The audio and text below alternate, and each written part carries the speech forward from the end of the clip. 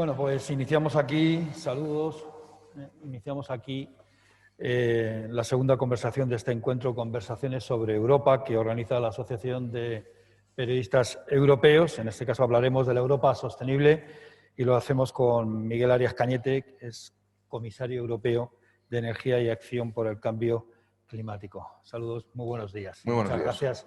Muchas gracias por venir, por estar con nosotros. Y bueno, este encuentro, pues aparte de ser presencial con todas las medidas de seguridad del mundo, pues también retransmitimos a través de vía telemática, a través de streaming, ¿no? Bueno, está claro que la pandemia ha trastocado todos los parámetros, programas, previsiones económicas, sociales y sobre todo sanitarias. Los objetivos de la Europa sostenible pueden que sean más complicados de alcanzar en estos momentos, tras los efectos colaterales que está dejando la enfermedad, pero a la vez podemos estar también ante una oportunidad, ¿no?, para evitar volver a la situación pre-COVID, ¿no? Digamos. Los desafíos que nos impone el cambio climático son algunos de estos retos que tenemos encima de la mesa, y ha habido con la pandemia, bueno, pues incluso autoridades dentro de la Unión Europea que pretendían o defendían abandonar o relegar lo que es el Pacto Verde, ¿no? El avance de la energía limpia, el avance de las renovables, ¿no? También la independencia energética, que se nos olvida muchas veces, ¿no? Cómo dependemos del petróleo, dependemos de terceros países, y precisamente la tecnología, la energía verde, las renovables, nos da ese plus de soberanía y de independencia, ¿no? Hablaremos de economía circular y también, bueno, de recuperación económica, evidentemente, porque todo esto pasa por esas cuestiones, y más cuando la crisis sanitaria ha exacerbado problemas que ya teníamos, como por ejemplo el de las desigualdades o las fallas evidentes a la hora de coordinar los sistemas sanitarios europeos. Y bueno, y está ahí el plan de recuperación, ¿no? Esos fondos europeos que ahora hay que saber gastarlos. Hemos sido capaces de aprobarlos, pero hay que saber ahora gastarlos. Así que vamos a empezar ya, si te parece. Lo primero es ver tu visión de cómo estamos en este instante. Tú estuviste en la Comisión Europea hasta noviembre, hasta casi final de año, pero ha pasado muchas cosas desde entonces, y los objetivos que tenemos en esta Agenda 2030 de la Unión Europea, todo lo que después ha llegado con el Pacto Verde, con el Consejo Europeo y el Acuerdo de la Reconstrucción y la Recuperación, hasta qué punto todos esos avances que pusisteis en marcha en la Comisión Juncker, ahora mismo, bueno, pues están en cuestión con la situación en la que nos encontramos, ¿no? Vamos a ver. Si quieres, podemos quitarnos la mascarilla porque estamos a distancia, y así es más. Para comprender el impacto del COVID-19 hay que partir de una base. Es decir, en la Unión Europea y en todo el mundo hay muchos problemas que hay que atajar. Hay que atajar la miseria, hay que atajar la pobreza, pero también hay que atajar el incremento de las temperaturas, el cambio climático debido a la acción del hombre, porque se están produciendo unos fenómenos meteorológicos intensísimos y un calentamiento del planeta que puede producir en próximos años efectos letales. Luego había unas políticas puestas en marcha para resolver un problema que estaba en marcha. Había también una pérdida clarísima de biodiversidad en la Unión Europea y en el mundo, y había que afrontar situaciones medioambientales que tenían una enorme degradación de todos los componentes que afectan al medio ambiente. Todas esas políticas que estaban vivas, estaban en marcha. Pero eran políticas que eran necesarias antes del COVID, son políticas necesarias durante el COVID y son políticas todavía más necesarias después del COVID. Y me explico. La Unión Europea tenía un objetivo de reducción de emisiones de al menos 40% en el año 2030, comparado con el año 1990, ese era el objetivo inicial, y para alcanzar ese objetivo se puso en marcha toda la legislación energética, climática y medioambiental necesaria para alcanzar ese objetivo. Y la Unión Europea tiene la contribución al Acuerdo de París más ambiciosa de todas las grandes economías. Por tanto, liderazgo en políticas climáticas y cosas que no tienen otros países o bloques económicos. Tenemos objetivo, tenemos legislación y tenemos gobernanza para hacer cumplir la legislación. En otros países cambia el gobierno, cambia la legislación. La legislación europea es permanente, se va mejorando, pero se aplica en todos los Estados miembros que tienen obligación, dado el principio de primacía del derecho comunitario. Por tanto, teníamos una gran legislación, pero los científicos nos han dicho una cosa. El panel intergubernamental de expertos de cambio climático, que aglutina el saber mundial en estas materias, nos dijo que con la deriva que tenía el mundo, no la Unión Europea, pero la Unión Europea y el mundo, con las contribuciones que habían hecho al Acuerdo de París, íbamos en una senda de incremento de temperatura superior a 3 grados y que eso produciría efectos letales y había que acelerar la acción climática. Entonces yo, poco antes en el año 2018, en el último año ya que encaraba esta comisión, puse en marcha una comunicación llamada Un planeta limpio para todos, en el cual decía que para cumplir lo que la ciencia nos exige teníamos que conseguir la neutralidad climática en 2050. Principio que se pone encima de la mesa, la neutralidad climática. Principio que empiezan a discutir los Estados miembros con diferentes avatares en los consejos europeos. Pero ya estaba el objetivo encima de la mesa. Y cuando llega la nueva presidenta, hace suyo ese objetivo de neutralidad climática. En el Consejo Europeo todos los países lo apoyaban ya, menos Polonia, que no estaba preparada, y había endosado ese objetivo ya de neutralidad climática.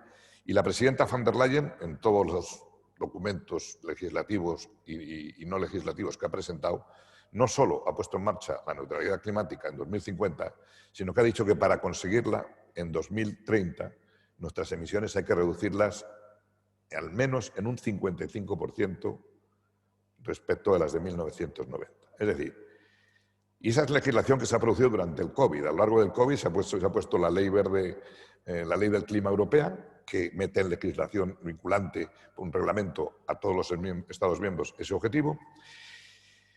Pero se han producido también otras normas para adaptarnos a la pandemia. Es decir, la Unión Europea mantiene esos objetivos, la Unión Europea acelera el plan de reducción de emisiones, acelera con un plan de biodiversidad, que luego también podemos comentar, pero tiene que enfrentarse a las consecuencias del virus sobre las instituciones de protección social y sanitarias de los Estados miembros y al impacto económico y social que está produciendo la pandemia. Un impacto que además es global en todo el mundo, pero es asimétrico.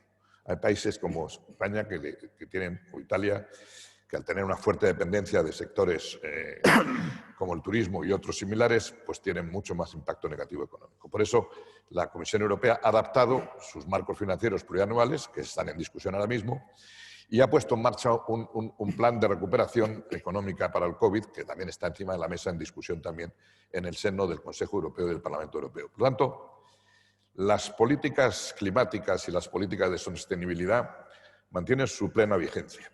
Y además hay una explicación razonable de esto. Es decir, el plan de recuperación se basa en facultar a la Comisión para endeudarse en los mercados financieros, recursos que pasan al presupuesto comunitario. Esos recursos financieros se van a devolver hasta el año 2058, lo cual quiere decir que para solucionar los problemas que tiene esta generación, nos vamos a endeudar la Comisión Europea hasta el 2058, pero las próximas generaciones tendrán que contribuir a amortizar esa deuda. Es decir, estamos endeudando a las próximas generaciones. De aquí que la naturaleza de las inversiones que se hagan con cargo a esos fondos tenga que ser muy precisa para que no volvamos a derivas de modelos económicos obsoletos. Tanto, es verdad, tenemos el COVID, pero es verdad que tenemos problemas tan importantes como el COVID, porque el COVID, como dijo la presidenta von der Leyen, habrá una vacuna antes o después, pero el proceso de calentamiento global sigue imparable, la degradación de la biodiversidad sigue imparable, la degradación medioambiental sigue imparable. Tanto, tendremos que hacer frente a todos los problemas, unos simultáneamente en el corto plazo, pero seguir con las políticas a largo plazo. Con la pandemia, algunos habitantes han descubierto que el cielo es azul, sobre todo en China y en algunas grandes ciudades europeas.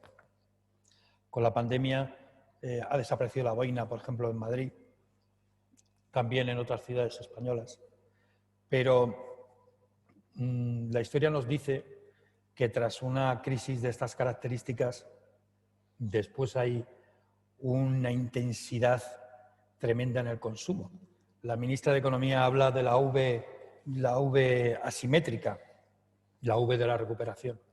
De tal manera que desde una persona que ha sido responsable del cambio climático, de la acción por el cambio climático y de la energía, teme que esa recuperación económica se lleve por delante lo ganado en los últimos años en la lucha contra el calentamiento global y la emisión de gases contaminantes.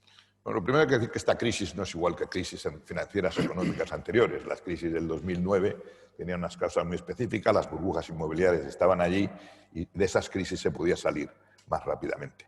Esta crisis lo que ha originado no es una desaceleración de la economía, ha originado un parón total de la actividad económica.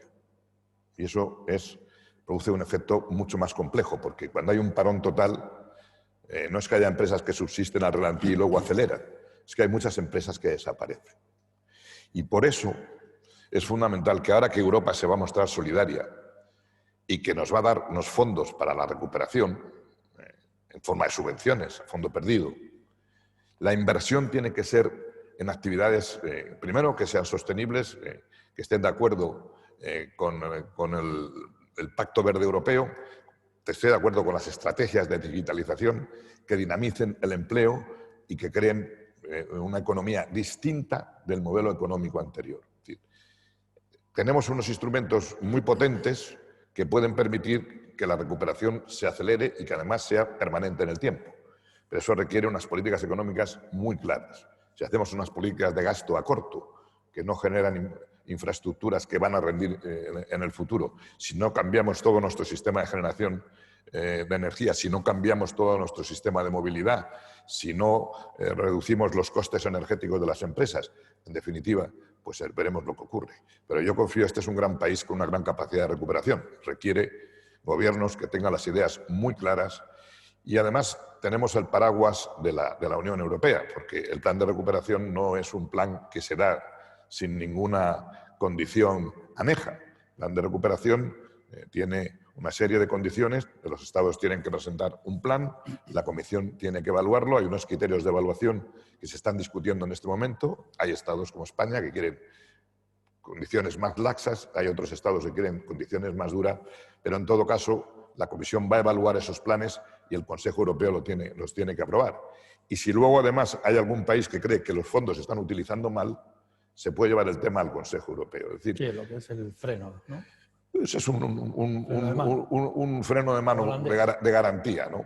Por lo tanto, recuperación habrá, por supuesto que habrá, los países no permanecen toda la vida en una depresión, pero para que sea una recuperación rápida exige una total coordinación de todas las políticas en el seno del gobierno, todos los ministerios tienen que ir en la misma dirección y tener muy presentes las prioridades de gasto que está marcando la Comisión Europea y lo que ha marcado el Consejo Europeo Extraordinario de julio de este año. En la historia de España siempre la palabra transformación económica y nuevo modelo económico ha estado muy en boca de los responsables económicos y políticos a lo largo de la historia, pero hemos visto en las dos últimas crisis, incluida esta, que los tres sectores básicos de la economía eran los más afectados precisamente, como fue, por ejemplo, en la del 2008, desapareció prácticamente el sector inmobiliario, desapareció prácticamente la mitad del sistema financiero y en esta el más afectado es el sector servicios, que es donde precisamente España es una potencia y donde está siendo arrumblada, ¿no? En los nuevos fondos, los 750.000 millones de euros de los nuevos fondos europeos, aparte del presupuesto de más de 1 billón de euros de la Unión Europea, bueno, pues para esos planes que en 15 días lo va a presentar el Gobierno, en esos planes ese dinero, 1/3 tiene que ir prácticamente a transformación ecológica y medioambiental. España está preparada actualmente para gestionar y ser capaz de establecer proyectos que sean interesantes, atrayentes con esa cantidad de dinero. Y lo digo porque España es de los países europeos que peor gestionan precisamente las ayudas comunitarias. Yo en eso discreparía, sí. Yo he tenido la suerte de viajar por todo el mundo pues, como comisario de Energía y Acción por el Clima. Eso te da una idea de cómo se sitúa España en el contexto internacional. Cuando los españoles se quejan, yo digo, si hubierais visto lo que yo he visto, admiraríais más a vuestro país. Este es un gran país, primera cosa.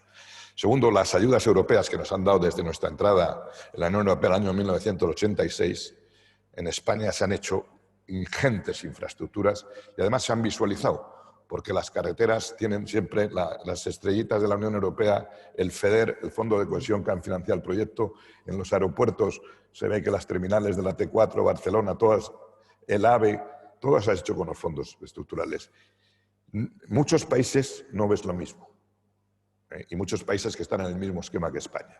Y yo me quejaba a veces en la Comisión de que viajaba a países a ver proyectos y cosas que había cofinanciado la Comisión Europea y no había ni una sola referencia a la Comisión Europea.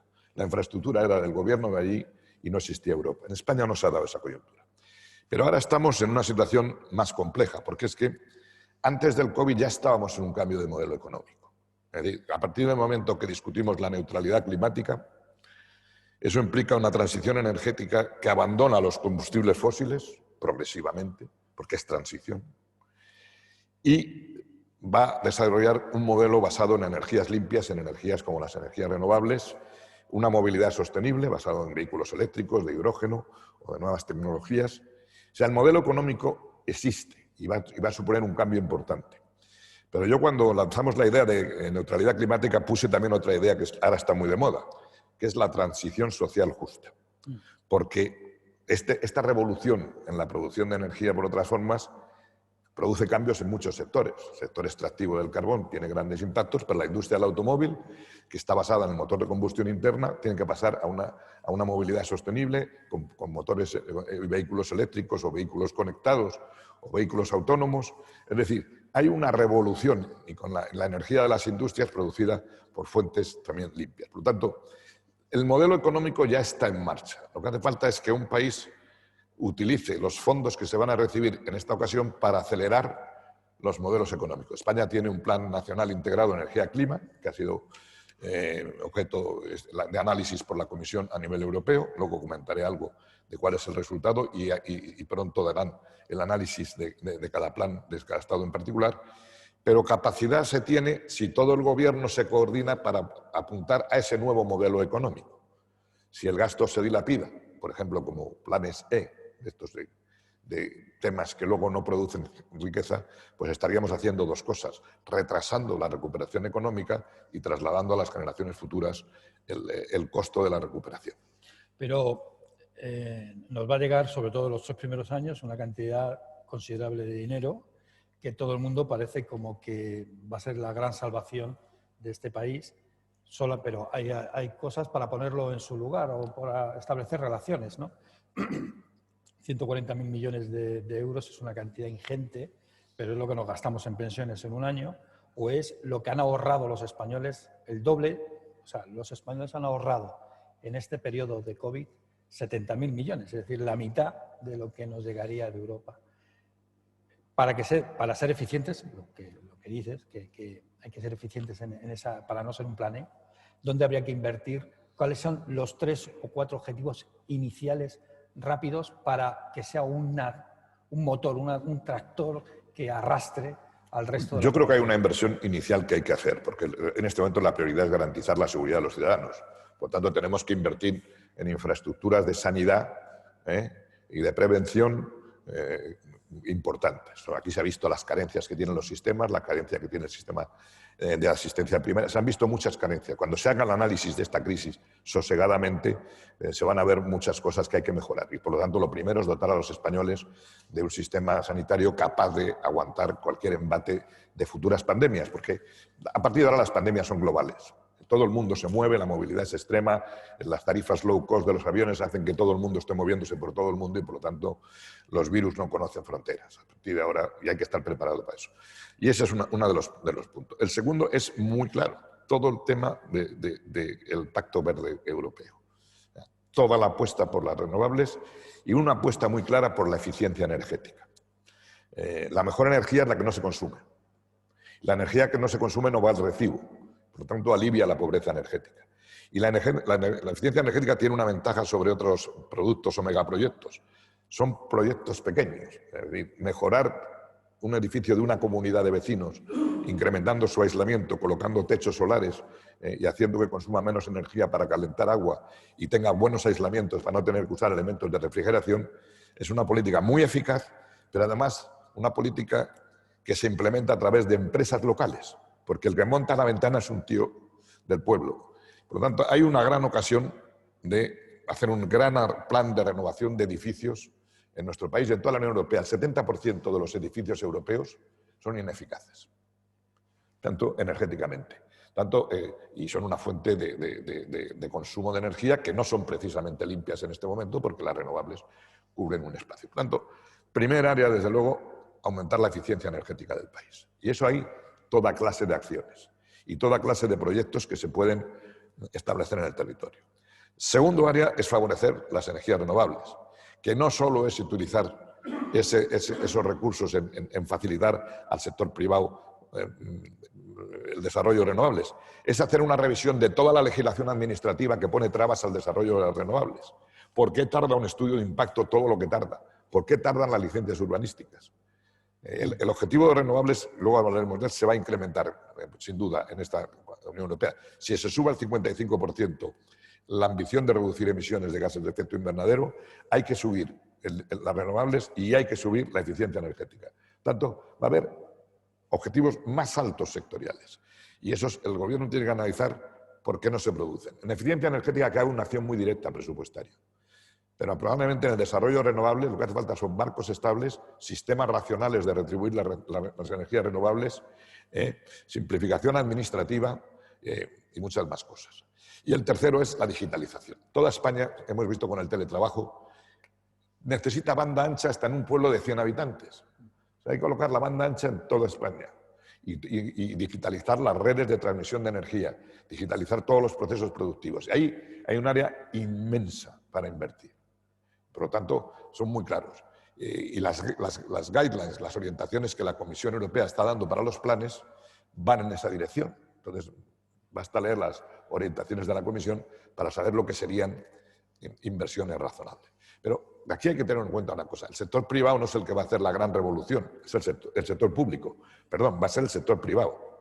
Tanto tiene que haber un gran diálogo sector público-privado, porque a nivel de la Unión Europea, pasar de los objetivos actuales que tenemos de reducir gases de efecto invernadero un 40% a pasar un 55%, pues supone que la inversión anual adicional necesaria es superior a 290.000 millones de euros años. No son ni estos 140, son todos los años 290.000 millones. Luego, el Gobierno también va a tener que disponer de los fondos del presupuesto comunitario, que establece que un 30% como mínimo de todo el presupuesto tiene que dedicarse a acciones vinculadas con el clima o el medio ambiente. Por tanto, habrá también que reorientar mucha parte del presupuesto comunitario, los fondos estructurales, el fondo de cohesión, al medio ambiente. Y luego habrá que hacer el fondo social, utilizarlo para las nuevas capacitaciones. Es decir, hoy la formación profesional que tenemos en España es inadecuada y obsoleta para desarrollar las capacidades que requiere el sistema económico del futuro. Un cambio de modelo es un cambio de planes de enseñanza, tanto universitarios como de formación profesional. Y eso se va a ver muy claramente en la industria del automóvil. España tiene una potente industria del automóvil con un sector auxiliar dinámico y exportador que tendrá que adaptarse a las nuevas tecnologías. Un coche con motor de combustión interna pues puede tener probablemente 1000 piezas más que un coche basado en una planta motriz eléctrica. Y eso supone que fabricantes que fabricaban esas piezas dejan de fabricarlo y otros tienen que hacer las nuevas. Y ahora que hay que saber más de software que de hardware. Bueno, la cosa es compleja. Es un momento muy complejo en que los gobiernos tienen que estar a la altura de circunstancias. Y además yo creo que se requiere otra cosa en este cambio de modelo. Se requiere un gran pacto nacional. Yo creo que ahora se está discutiendo la ley del clima. Y para poner en marcha políticas de largo plazo hace falta un gran pacto nacional. Porque tenemos que mantener las inversiones. Los próximos objetivos son de 2020 a 2030, 10 años. En 10 años en todos los países de la Unión Europea cambian todos los gobiernos. Y en España seguramente también. Tanto, tenemos que poner en marcha políticas que sean estables en el tiempo y que apliquen los gobiernos del signo que sean. Es dramático, por ejemplo, ver lo que pasa en Estados Unidos. Gana un presidente demócrata como Obama y empieza a lanzar políticas medioambientales y climáticas. Gana un presidente como Trump y decapita todas las políticas. Eso no pasa en la Unión Europea, porque la legislación europea permanece, es constante. Yo siempre digo que en la Unión Europea, en un parlamento entonces con 28 países y con más de 200, casi 190 partidos políticos representados, la legislación climática y energética la hemos aprobado con el 80% de apoyo de los votos expresados en el Parlamento y con él casi con 26 de los 28 estados siempre. Si el consenso es fácil en Europa, o fácil no es, está trabajado y hay que hacer esfuerzo. En España tendríamos que tener un gran pacto de Estado para el desarrollo de la ley de transición energética y de los planes integrados energía y clima, pero un gran pacto. Hablando de Europa y hablando de las transformaciones justas, hemos visto verdaderas resistencias a las normativas y a las iniciativas europeas, tanto de la Comisión como del Consejo, a la hora de luchar contra el cambio climático y el establecimiento, apostar por las energías renovables. Pasó con Polonia, que se descolgó, pero también ha habido en los países del este fuertes resistencias, como la República Checa, pero en las propias poblaciones donde los países son más, digamos, son la vanguardia de la lucha contra el cambio climático, como fue Francia. Habría que recordar que los chalecos amarillos nacen precisamente, empieza la protesta contra un impuesto sobre el diésel. Y a partir de ahí se extiende a sectores que se sienten perjudicados por las nuevas políticas climáticas, como pueden ser agricultores, transportistas y, se va añadiendo grupos sociales que se sienten desplazados.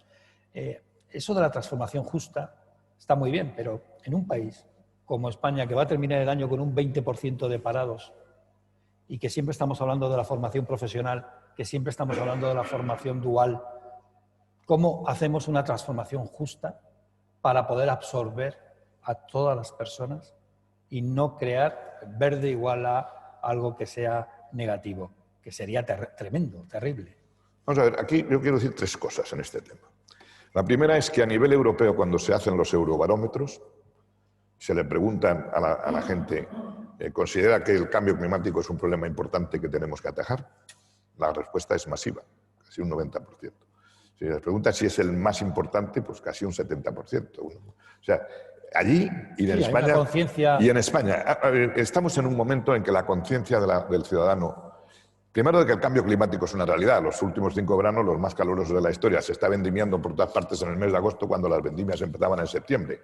Las gotas frías son espectaculares, las olas de calor son tremebundas, los fenómenos meteorológicos de inundaciones son claros, el deshielo de los casquetes polares, ahí está, la elevación del nivel del mar. O sea, el cambio climático en este momento el ciudadano sabe que es un problema importante.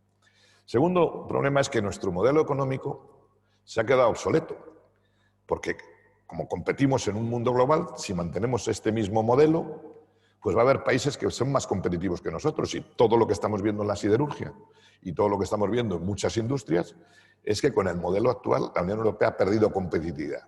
Teníamos una competitividad industrial y tecnológica, pero ahora mismo, por ejemplo, en la batalla de la inteligencia artificial o la batalla del 5G, pues están arrasando otras grandes áreas económicas. Es decir, con el modelo actual tendríamos un modelo que sí o sí entraría en decadencia y los problemas no se podrían resolver.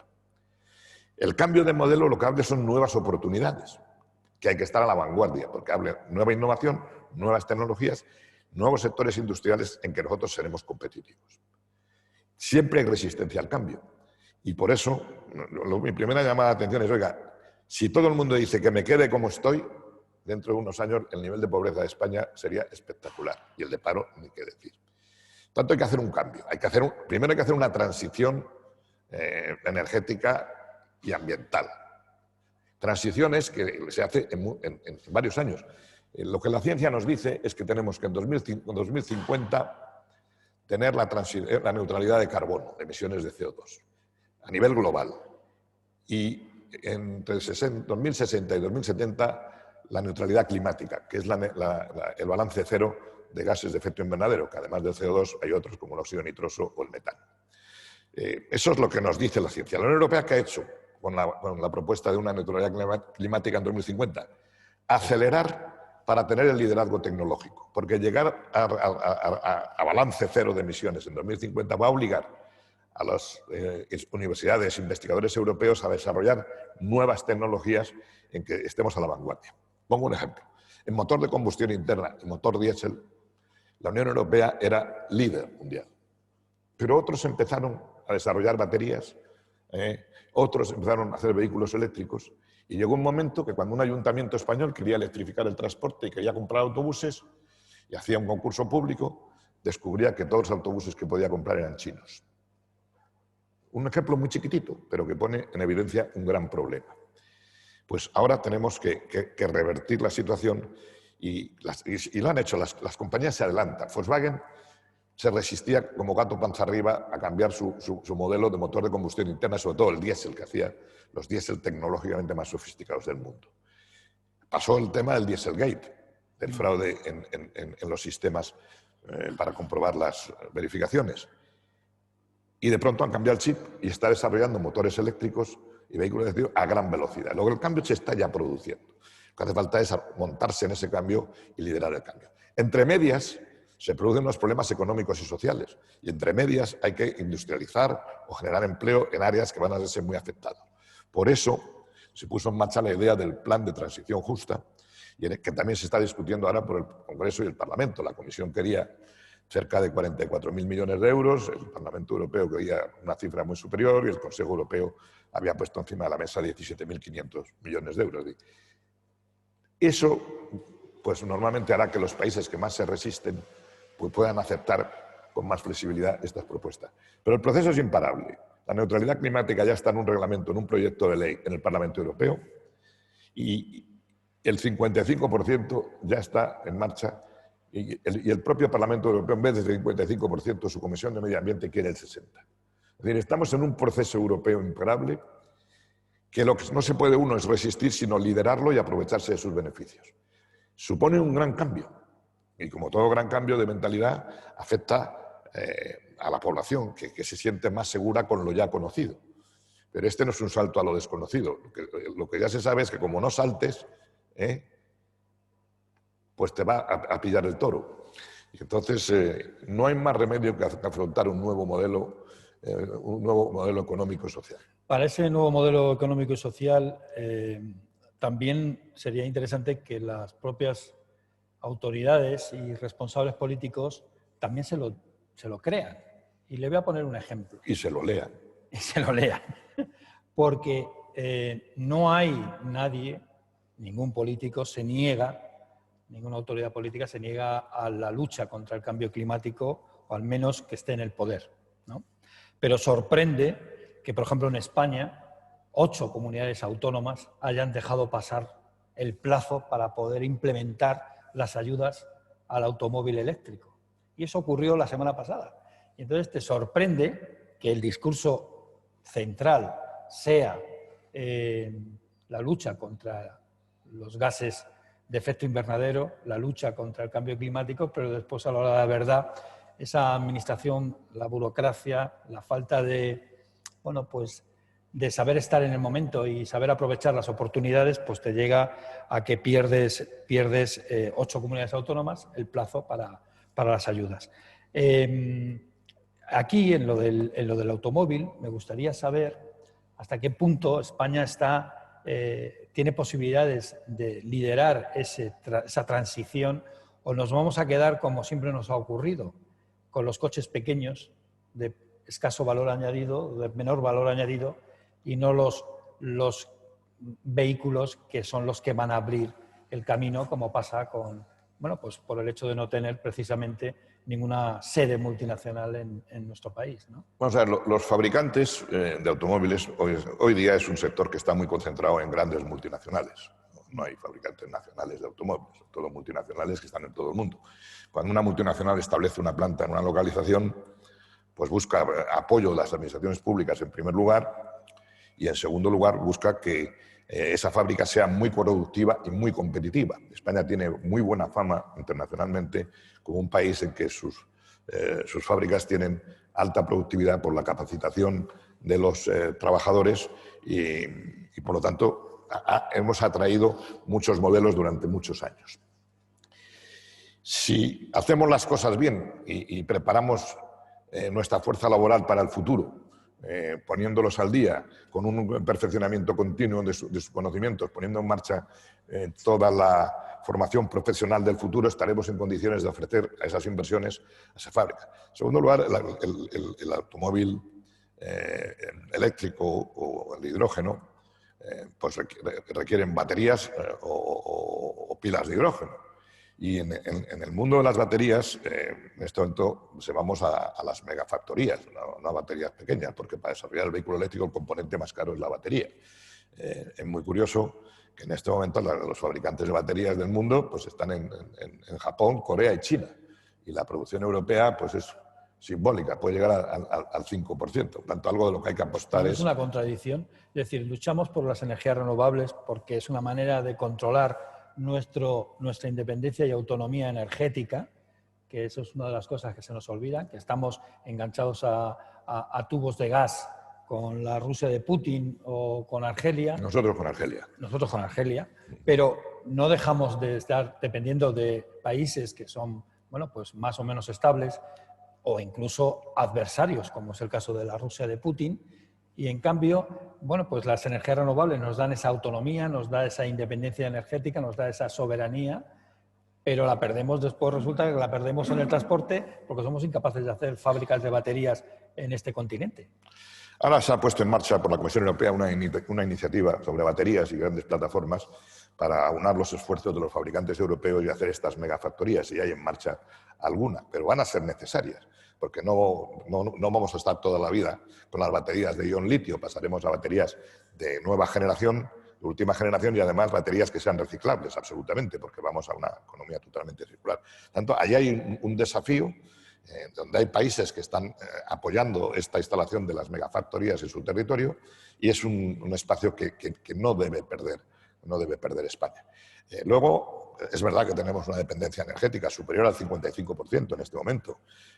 Unos países dependen de los gasoductos rusos, otros de los de Noruega, otros como nosotros del gas argelino, otros del gas libio.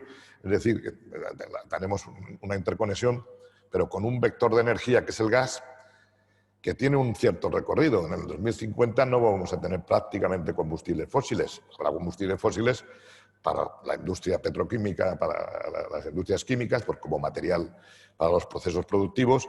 El transporte marítimo es muy difícil que se sustituya por eléctrico, y el transporte aéreo también tiene cierto grado de dificultades, pero seguirá habiendo petróleo, y el gas natural será el combustible fósil, que es el menos contaminante, el que menos emisiones genera, pero será un combustible puente entre el carbón y el petróleo puro y duro y las energías renovables. La paradoja es cuando se venden vehículos eléctricos, se carga con energía renovable, pero esta energía renovable está producida por carbón o por ciclo combinados de gas. Pero es que eso hay que hacerlo todo simultáneamente. Esto parecen los trabajos de Hércules, pero es que todo hay que hacerlo simultáneamente. Y además, esto va a generar inversión en el futuro, porque todos estos proyectos, si tenemos un marco regulatorio estable y racional, tendrán la inversión privada, porque hay mucho ahorro en el mundo. Y por lo tanto, si un país ofrece proyectos de inversión de futuro, pues vendrá inversión exterior importante para los proyectos de futuro, para los proyectos sostenibles. En este momento toda la financiación del futuro va a ser sostenible. Hemos hecho una taxonomía, una identificación de qué inversiones son sostenibles o no sostenibles, y las entidades financieras, las compañías de seguro, pues siguen muy de cerca qué proyectos se van a financiar. Gasoductos de petróleo no se van a financiar en el futuro, pero de hidrógeno, ¿por qué no? Otro cuello de botella que se aprecia en este cambio de modelo económico hacia la economía más verde son precisamente las redes eléctricas, es decir, la estructura eléctrica para dar servicio a todo lo que se viene encima. Es decir, si vamos a cambiar todo hacia la electricidad, las redes en Europa están preparadas para todo lo que viene encima. ¿Está preparada España, Francia, otros países? Vamos a ver, una de las cosas de las que me ocupé yo en los 5 años que fui comisario, aparte de cambiar toda la legislación climática y energética dentro de la regulación del mercado eléctrico, regulamos por primera vez la autogeneración, que no estaba regulada. Es decir, ¿qué pasa cuando alguien decide producir su energía para un uso propio o cuando la produce y tiene un excedente que lo quiere volcar a la red? La autoproducción lo que va a suponer es que pasemos de un sistema centralizado basado en 15 o 20 productores de energía a un sector con millones de productores de energía que hay que equilibrar en la red simplemente y que hay que ser capaz de almacenar. Por tanto, aquí hay que desarrollar dos cosas. En primer lugar, redes digitales para la distribución de energía inteligentes y de última generación, y en segundo lugar, capacidad de almacenamiento de energía. Este es un gran país que tiene muchos embalses que producen energía hidráulica, pero los bombeos reversibles pues habría que generalizarlos. Incluso en España yo soy de los que cree que habría que hacer algunos embalses más que tienen dos efectos positivos. Uno, que laminan las avenidas, y dos, que es con los rebombeos hidráulicos, rebombeando cuando hay energía renovable sobrante y turbinando cuando no la hay, pues se puede conseguir un abastecimiento de energía sostenible. Por tanto, la lista es interminable de cosas y es un mundo fascinante. Pero es una discusión que, como ahora tenemos una más urgente, que es qué pasa con el virus cada día, los ciudadanos no la tienen presente, pero los gobernantes sí la tienen que tener. Y a mí me da mucha pena es ver al gobierno de también a otros países, pero el del mío, que no están pensando en qué va a pasar con sus ciudadanos cuando salgamos del COVID. Yo creo que aquí hay que ver el hoy, pero sobre todo hay que ver el mañana. Y por lo tanto, es muy importante tener una idea muy clara de hacia dónde va. Por eso creo que la ley del clima en la transición energética que se está discutiendo en el Congreso de los Diputados, yo creo que debería tener un consenso absoluto y que todas las fuerzas políticas tendrían que poner lo mejor de cada casa a poner las ideas necesarias para que España tenga un marco legislativo sostenible en el tiempo que afronte los problemas reales de España en una economía global. La semana pasada, el día 25, se cumplieron 5 años de los acuerdos de París y también bueno, pues también está unido a todos lo que son los objetivos de desarrollo sostenible de Naciones Unidas. Hay 170 países, 168 que firmaron todo lo que tiene que ser la reducción de los compromisos de reducción de efectos invernaderos. Pero nos vemos, por ejemplo, claro, Europa está muy bien lo de liderar, ¿no? Y además lo está haciendo y detrás van muchísimos países, pero a veces da la sensación de que se queda un poco sola, ¿no? Cuando ves a Trump, los Estados Unidos de Trump, que juegan continuamente en frenar cualquier medida que vaya en contra de los gases contaminantes. Tienes al Brasil de Bolsonaro, ¿no? Tienes incluso a la India de Modi o a la China de Xi Jinping, ¿no? Cómo se intentan evitar precisamente esos compromisos, bueno, con razones de que hay que mantener la competitividad, que hay que mantener el empleo, que hay que mantener la industria, incluso en esta crisis sanitaria. Curiosamente, el país donde empezó la crisis es el país que antes está saliendo de la crisis económica. El país donde empezó el coronavirus, que es China, ahora mismo es la única gran potencia, la único conglomerado, zona económica que está creciendo. ¿Hasta qué punto podemos seguir manteniendo ese pulso frente, sobre todo, a las dos grandes potencias, que es Estados Unidos y China, ya que has comentado de... La respuesta es un poco más compleja de elaborar, pero trataré de ser un poco claro y didáctico. Vamos a ver. El calentamiento es global. Es decir, si no reducimos el incremento de la temperatura muy por debajo de 2 grados o de 1,5 grados, no pararemos ese proceso de calentamiento global que va a producir efectos desastrosos a nivel mundial. Cuando se habla de calentamiento global, pues pueden ser a lo mejor 3 grados de incremento o 2 grados en Madrid, pero en el África subecuatorial puede ser 9, y 9 grados es de posibilitar las cosechas a arrasarlas y quemarlas, ¿no? Y entonces hay 800 millones de africanos sin comer, que ¿a dónde van? ¿No? Sí, Los efectos de cambio climático, las migraciones de ahora no tienen nada que ver con las migraciones climáticas. En la guerra de Siria, el número de migrantes que buscaban asilo por razones de la guerra era muy inferior a los que buscaban comida por las grandes sequías que había tenido Siria, que habían producido una migración masiva de ciudadanos. Empiezan los impactos climáticos. Por lo tanto, todo el mundo tiene que poner encima de la mesa. E históricamente, en las grandes negociaciones internacionales, Estados Unidos y China llegaban a un acuerdo y entonces marcaban el estándar, aunque no fuera el estándar necesario. En París las cosas cambian, porque una vez que marcaban el estándar decían, a Europa lo tomas o lo dejas, como las lentejas, ¿no? En París las cosas las cambiamos, porque la Unión Europea se montó lo que se llama, junto con las Islas Marshall, lo que son las cosas, porque yo había viajado a todas las islas del Pacífico a buscar alianzas en París. Montamos la coalición de la gran ambición. Entonces allí había más de 120 países que estábamos pidiendo que en París hubiera objetivos altos y un procedimiento de incrementar la ambición sucesivamente. Tanto París es un buen acuerdo que hay que desarrollar. ¿Cuál es el problema en este momento? Que los compromisos que han puesto las partes encima de la mesa nos colocan en una deriva de un incremento de más de 3 grados, si no 4. Y son claramente insuficientes. Pero París prevé mecanismos de revisión periódica de la ambición. La Unión Europea va a revisar la suya. Nosotros pusimos por lo menos 40 y en el próximo año llegaremos con una propuesta de 55% en 2030 y neutralidad climática en 2050. Eso te da un liderazgo moral, pero te da también más liderazgo moral que somos la gran economía que más apoyo económico da a los países en desarrollo para que pongan en marcha políticas de cambio climático. Hacemos dos cosas, poner orden en la casa y facilitar a otros países que pongan en marcha estas políticas. Muchas veces la facilitación es ayudarles a crear marcos jurídicos estables, otras es financiación de proyectos concretos o determinados.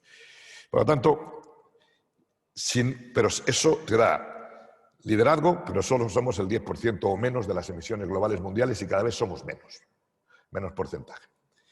Y tiene que funcionar el resto del mundo. En Estados Unidos es verdad que el presidente Trump se ha cargado la legislación medioambiental y la agencia de la Environmental Protection Agency la ha cambiado, ha dejado de tener estándares. Pero en los Estados Unidos no ha parado la acción climática. Los gobernadores de los Estados Unidos han hecho una alianza, que hay más de 23 gobernadores con California al frente. Bueno, con California al frente, con entonces el gobernador Jerry Brown, que era un personaje importante, pero los alcaldes de todas las grandes ciudades, desde Nueva York, Chicago, Houston, todas las grandes ciudades también están comprometidos en la lucha contra el cambio climático. Tanto en Estados Unidos hay una acción climática importante, pero no una acción federal. El Jerry Brown decía que el gobierno federal estaba en vacaciones climáticas, pero los Estados Unidos estaban yendo a clase. Entonces, tenían una frase que era brillante. Y luego hay otro país que es China, que es fundamental, porque nosotros tenemos influencia pues, en toda Latinoamérica, en el Pacífico, en el Caribe. Los Estados Unidos tienen en el bloque con Canadá fundamentalmente, con Australia probablemente. Y China tiene un enorme peso, no por China en sí, sino porque tiene influencia en el grupo del G77, muchos de los cuales están en la ambición de coalición, pero están en dos partes. Y China, la semana pasada ya ha dado señales de que va a incrementar su ambición. China iba a hacer pico sus emisiones, iba a estar creciendo sus emisiones hasta el año 2030. Ya han dicho que van a hacerlo mucho antes del 2030, que es buena señal, y eso es así. ¿Qué pasa cuando todo este proceso no va a la misma velocidad? Por ejemplo, India es un país muy complicado porque tiene el máximo crecimiento demográfico del mundo en este momento, junto con África, y lo que pasa en India en términos de emisiones es importante. Nosotros, entre Estados Unidos, China e India, pues son un porcentaje enorme de las emisiones mundiales. ¿Qué está pasando en este momento? Que nosotros vamos a acelerar, vamos a exigir a nuestras empresas procesos industriales más limpios, vamos a generar energías renovables, vamos a ir a movilidad sostenible, vamos a circularizar nuestra economía, vamos a reciclar, pero vamos a importar productos de países que no van a la misma velocidad. Entonces ahí se genera una dialéctica de tensión. Y una desigualdad también. Una competencia en lo que se llama que no hay un campo de juego igual. En inglés la frase es level playing field. Y por eso la Unión Europea, al tiempo que propone incrementar la ambición y el 55%, está diciendo, si otros países no van en la misma dirección, nos veremos obligados a poner una tasa de carbono en frontera, un Border Carbon Tax Adjustment, es decir, que calcularemos cuál es la huella de los productos que producimos, la huella de carbono en la Unión Europea, calcularemos la huella de un producto producido en China y cuando lo importen a nuestro país, en frontera le aplicaremos una tasa que equilibre las ambas huellas de carbono y que haga el juego más equilibrado, ¿no? Tiene enorme complejidad poner en marcha una tasa de carbono porque requiere unos sistemas de frontera, de vigilancia de frontera muy sofisticados en un continente como el nuestro que tiene puertos como el Rotterdam, que son una nación abierta y grandes puertos para las exportaciones. Pero ese es el desarrollo en el que estamos en este momento. Estar a la vanguardia de las tecnologías del sistema económico del futuro, del energético, del digital, de la inteligencia artificial, y ayudar a los demás a que vayan en la misma dirección, establecer el ejemplo para que otros sigan, porque es que en el mundo, si no hay un pionero, no hay nadie que le siga. O sea, alguien tiene que romper el hielo. El rompehielos hace un agujero en el Ártico y luego van los barcos de pesca, ¿no? Pues aquí la Unión Europea es el rompehielos de la política mundial de cambio climático, es la más ambiciosa, tiene que demostrar, como estamos demostrando, que el coste de las renovables es más bajo que el coste de energías fósiles, y tenemos que demostrar a los demás que además somos los más competitivos desarrollando sistemas de aislamiento térmico, energías renovables, energías eólicas marinas y todo tipo. Desarrollamos el almacenamiento de energía, las pilas de hidrógeno, la economía del hidrógeno. Todo eso es una gran responsabilidad. Y este es el ciclo que estamos. Ya en la Unión Europea estamos en el mes en que están el Parlamento Europeo y Consejo decidiendo la gran legislación que va a presidir ese cambio en el futuro. Algunos panelistas ya nos empiezan a enviar preguntas. Por ejemplo, Ignacio Palau nos pregunta qué opinión le merece apostar por el hidrógeno verde obtenido a través de energías limpias como combustible para el transporte terrestre, para el marítimo, para el aéreo, en sustitución del gas natural. Pues es evidente, el hidrógeno... ¿Quién va a decir, ¿Y en qué escala estamos? ¿En qué momento estamos? ¿Quién va a decir que no a un hidrógeno producido por un sistema de electrolisis que esté alimentado por una fuente de energía renovable? Es perfecto. Tienes energía renovable, haces los procedimientos de fabricación del hidrógeno con energía limpia y tienes un producto que es almacenable. E incluso es transportable por los gasoductos actuales con algunas modificaciones. Tanto, impresión sí positiva. ¿Qué pueda suponer el hidrógeno? Pues hombre, sabemos ya por las proyecciones que hace la Comisión Europea que en el mix energético del año 2050, pues más de un 80% probablemente serán energías renovables necesariamente. Habrá un 15% de energía nuclear, porcentaje arriba o abajo, ¿no? Y queda otro 5% donde pueden estar los gases verdes y el hidrógeno. ¿Hasta qué punto el hidrógeno se puede desarrollar? Pues posiblemente va a depender mucho de la movilidad sostenible. Si tenemos una red de carga eléctrica en las gasolineras y hay también suministro de hidrógeno, si en las ciudades el transporte público se organiza con hidrógeno, pues podrá tener mayor porcentaje, no porcentaje. Es una tecnología que está apostando mucho la Unión Europea por innovar en esta materia y es una tecnología que tiene su espacio. No creo que sea el gran vector energético, creo que serán las renovables y la renovable marina, la renovable offshore, probablemente cada vez sea más potente en el mundo. Nosotros no estamos. No estamos por algunas razones, pero ahora mismo que ya tenemos las plataformas flotantes no hay ninguna razón para no estar, ¿no? Porque en el mar de noche sigue soplando el viento, más que en tierra. Por lo tanto, es más estable la energía eólica. Y pues eso digo, el hidrógeno jugará un papel. Y la nuclear también. Es decir, en este momento es muy curioso. España ha dicho que no a las nucleares, como dijo Alemania, pero en el mundo se están haciendo reactores nucleares. Los americanos están desarrollando el concepto de los SMR, los Small Modular Reactors, que son reactores de 50 megavatios pequeños, relativamente pequeños, Y de las 130, 134 plantas que tenemos nucleares en funcionamiento, pues probablemente 50 agotarán su periodo de vida, otras en el 2030 seguirán existiendo y hay países que van a poner en marcha nuevas centrales nucleares. Finlandia la va a poner y tiene resuelto el depósito geológico de los residuos. O sea, Finlandia es un país que no tiene problemas para la nuclear. Finlandia, país de bosques, país de fijación de CO2, va a desarrollar las nucleares. Países como Abu Dhabi están desarrollando las nucleares y la termosolar para prever el mundo del futuro. Esas son las megatendencias que existen por el mundo. Y en España, y en la Unión Europea, sin ir más lejos, Hungría, con las centrales de PAX, va a desarrollar más. Polonia quiere centrales nucleares, construirlas para depender menos del gas ruso. Y luego Francia probablemente también está poniendo en marcha alguna otra, y el Reino Unido tendrá que ponerlas probablemente también. Entonces, habrá energía nuclear, habrá energía renovable, habrá gases renovables y habrá hidrógeno en menor proporción, en la proporción que los costes salgan y sean competitivas.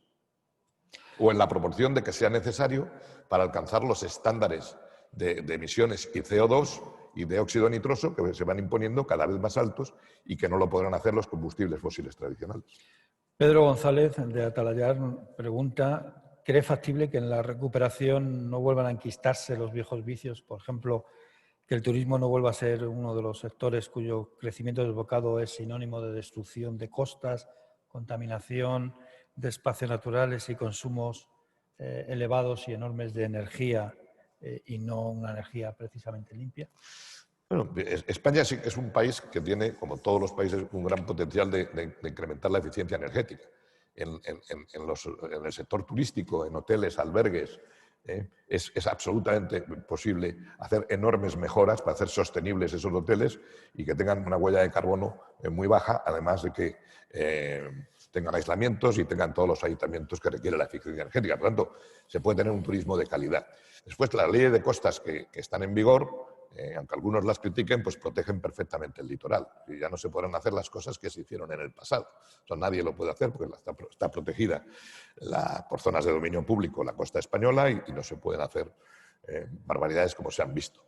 Y además tenemos que competir con el turismo y turismo de calidad. Hemos vivido unos años que hemos tenido niveles muy altos de turismo por muchas razones, porque éramos el país que daba más calidad a los ciudadanos a menor coste que nuestros competidores y que los países que podían competir con nosotros en ese momento, como podían ser Marruecos, Túnez o Argelia, pues tenían, incluso Grecia, tenían muchos problemas que hacían menos atractivo el turismo de esos países. En el futuro tendremos que tener un turismo competitivo y el plan de recuperación es una gran ocasión también de incrementar por una parte, nuestras infraestructuras sanitarias, para prevenir las crisis y que las gestiones de las mismas no produzcan estos cierres de frontera o estas cuarentenas que nos obligan muchos países, por ser nuestro país la zona más afectada de la Unión Europea, pero también que cuando esto pase, que podamos ofrecer los sistemas de alojamiento que también tienen mejor comportamiento desde el punto de vista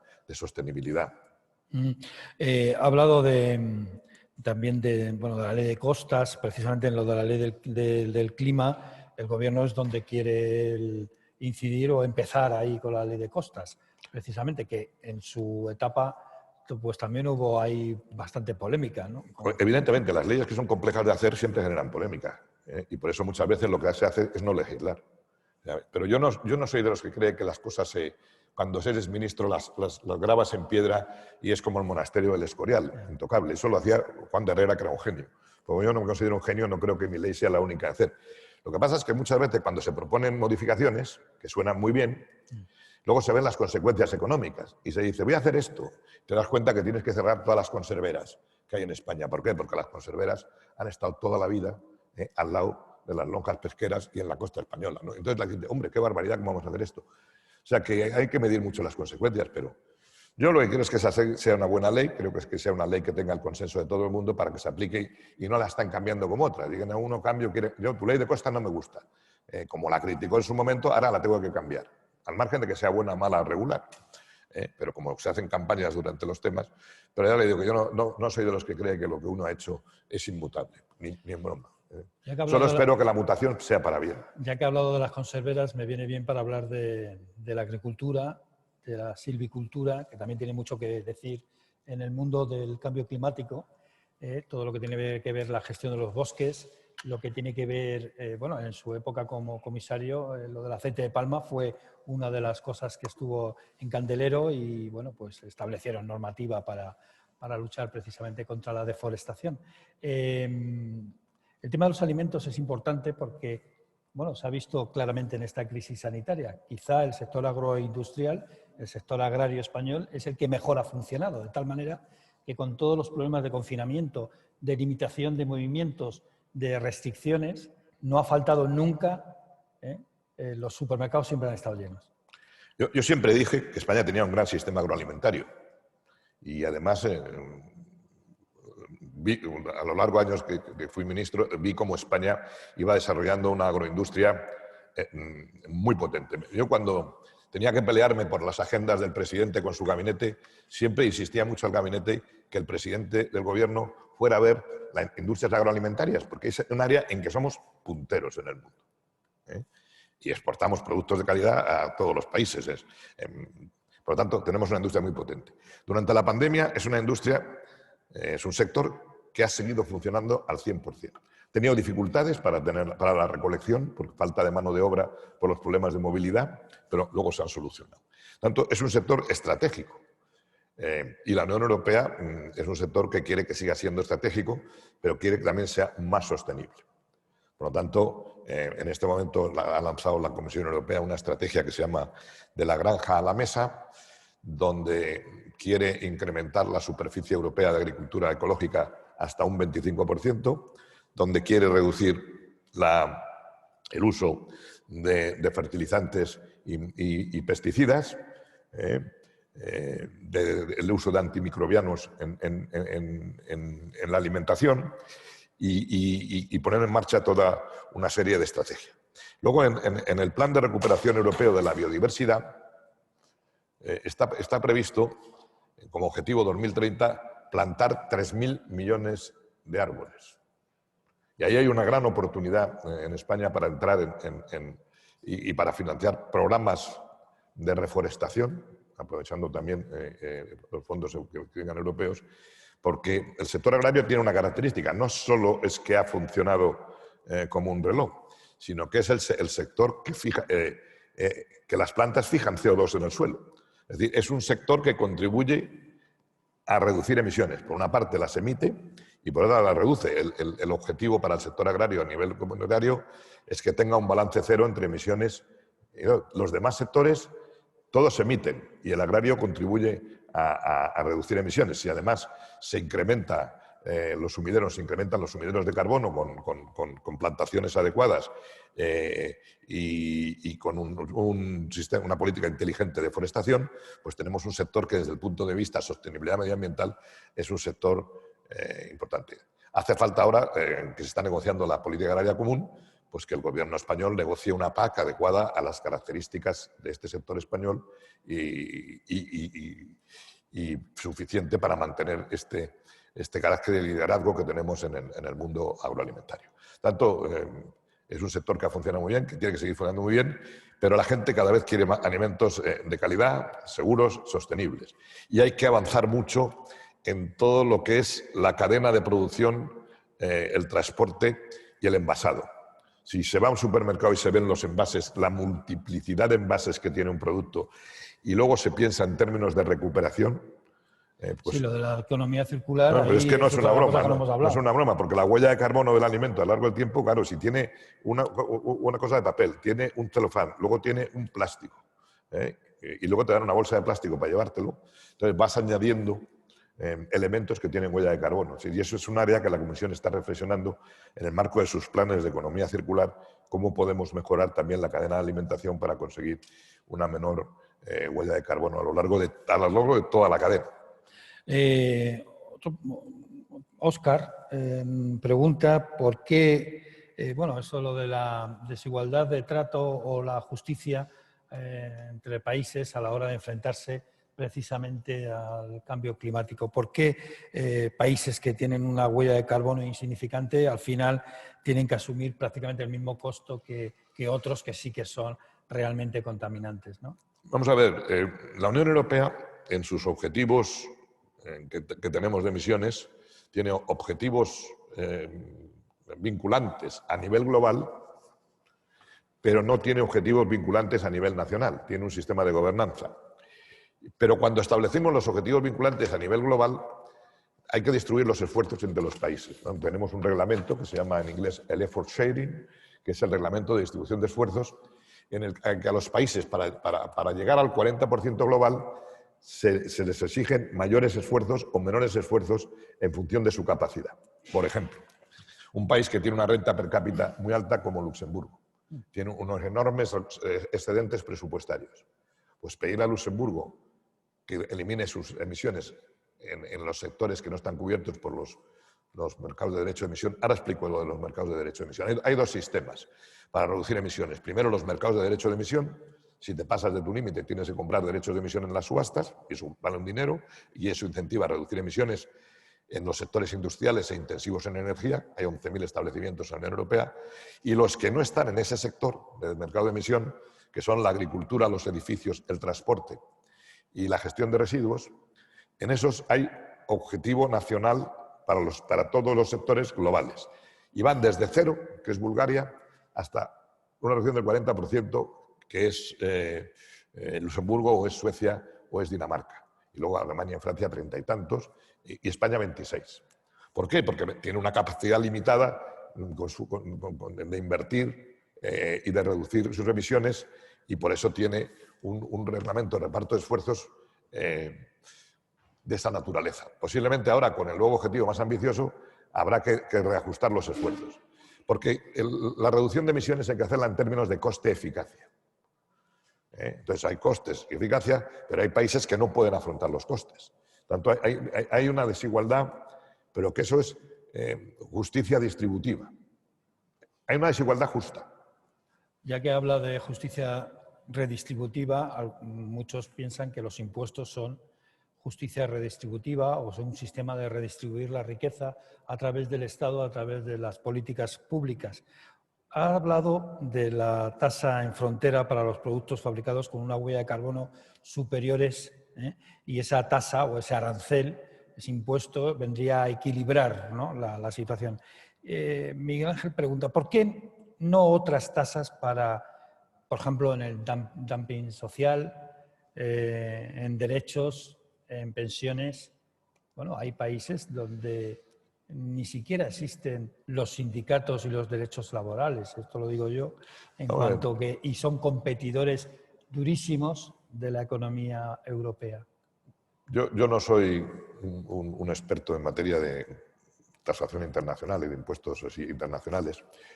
Entiendo bien el de carbono porque me dedico mucho a él. El de carbono tiene una ventaja, que los procesos industriales son muy fáciles de calcular la huella de carbono. En función de la energía utilizada y varios parámetros más, tú calculas cuál es la huella de carbono de un producto determinado. Pero la diferencia social de un producto que viene de Malasia con la nuestra, eso es dumping social, pero ¿cómo se puede pagar? Para eso existen los derechos antidumping.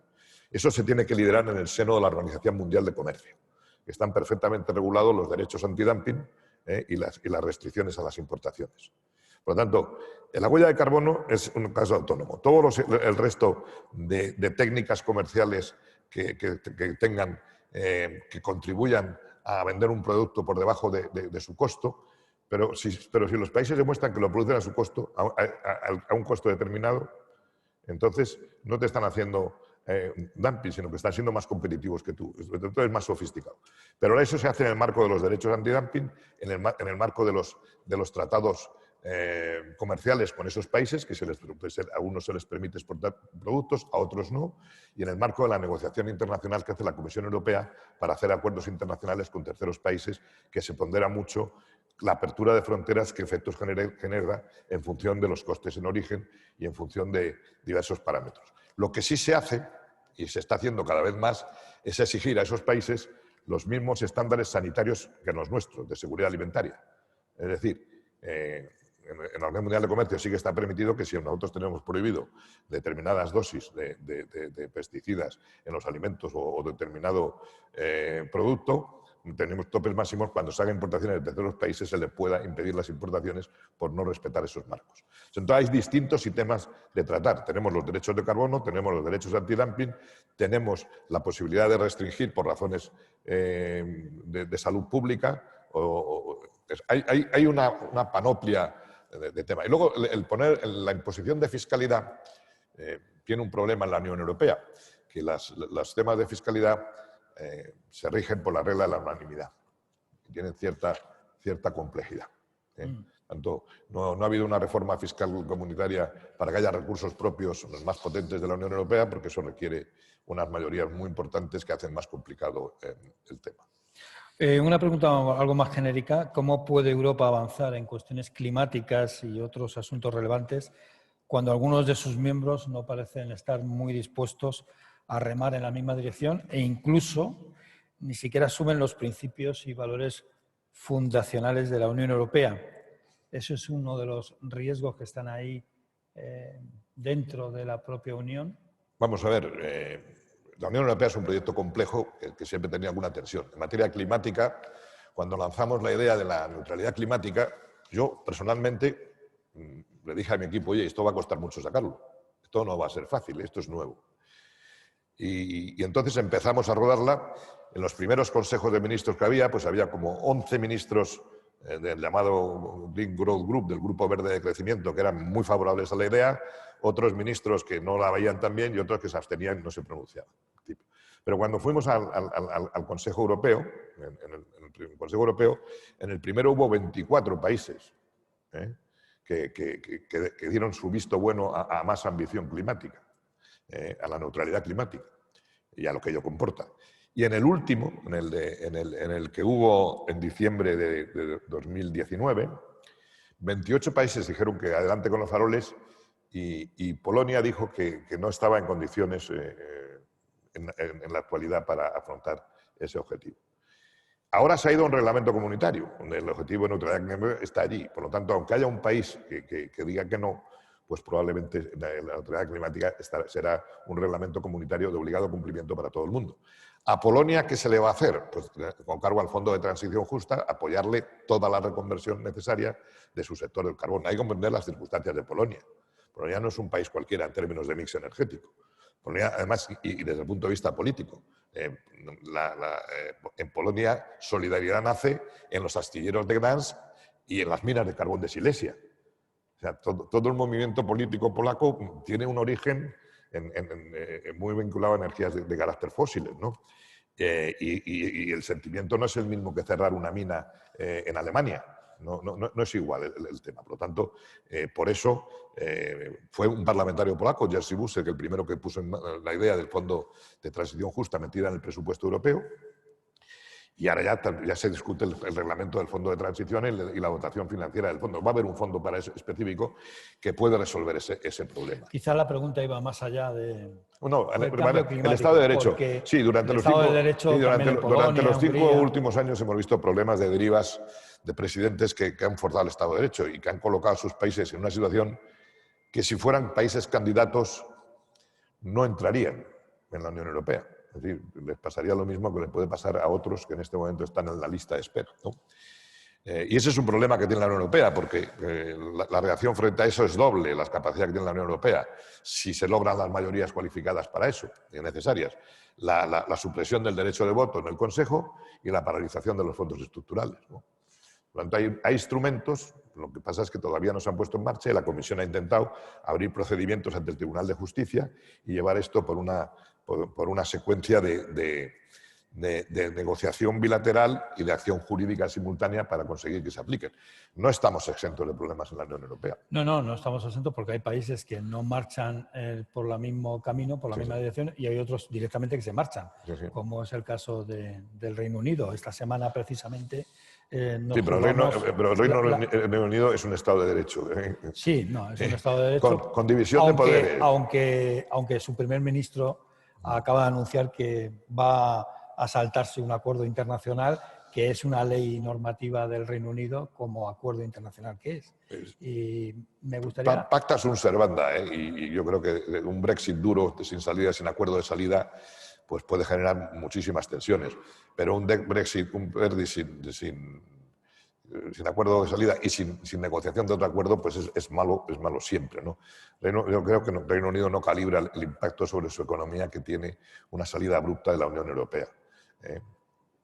¿Dónde le golpearía con más fuerza, no solamente en el Reino Unido, sino también en la Unión Europea desde su punto de vista? Desde el punto de vista de la Unión Europea tiene un gran negociador, que es Michel Barnier, que ha negociado acuerdos que eran satisfactorios, los firmó el Reino Unido, se está negociando la nueva relación con el Reino Unido desde el principio de que es una relación privilegiada que tenemos que tener unos y otros, y la negociación comunitaria iba por muy buen camino. Ahora, yo creo que muchas veces en medio de una pandemia la gente quiere distraer la atención, una pandemia que no debe estar muy bien gestionada, quiere distraer la atención con otro foco.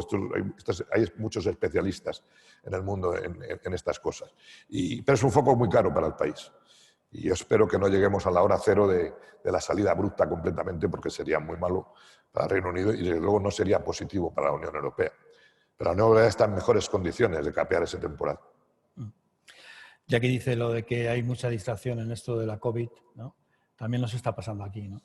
Yo siempre digo que hay muchas distracciones que a veces nos hacen quitarnos del problema fundamental. El problema fundamental es qué es lo que hemos hecho mal y qué es lo que tenemos que hacer en el futuro y cómo equipamos nuestro sistema sanitario en el futuro para que estas cosas no se vuelvan a repetir. No deja de ser paradójico que un país que declara el estado de alarma no sepa en ese momento que carece de infraestructura para tener trajes de protección y mascarillas. Produce cierto desconcierto, ¿no? Y hemos aprendido muchas cosas en esta pandemia y algunas más que tendremos que aprender. Pues yo creo que terminamos ya. Muchas gracias por estar aquí con nosotros, Miguel Arias Cañete, en las conversaciones sobre Europa y más concretamente sobre la Europa sostenible. Esperemos que siga teniendo mucha Europa y mucha fuerza en los próximos años. Muchas gracias, muy amable. Muchas gracias.